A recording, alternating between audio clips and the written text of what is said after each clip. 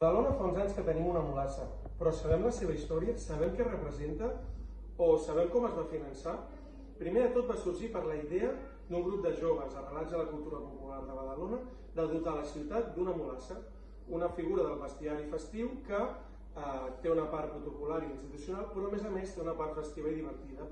És per això que la podem trobar tant en actes molt solemnes o la podem trobar en actes molt més esbojarrats, com podria ser la nit del Bolo.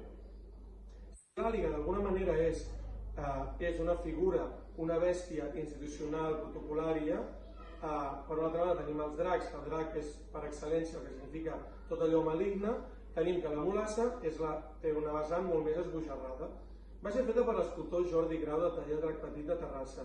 D'ell també han sortit altres figures com podria ser l'àliga o com podria ser la dimonieta. Pel que fa a la roba, va ser feta per la modista Gemma Malé, que entre altres coses, per exemple, va fer els nous vestits del Jeroni la Badamar i el Ferrer Leonor. I pel que fa al logo de la mulassa, el va fer el badaloní, dramaturg i dissenyador Marc Torrefillas. Entre altres coses, per exemple, va fer el disseny del logo dels castellers de Badalona, de la colla dels Micacos. Com es finança i com s'ha finançat?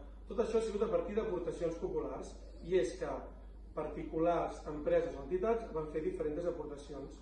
També anualment es fa la rifa del porc, es fa per Sant Antoni Abat.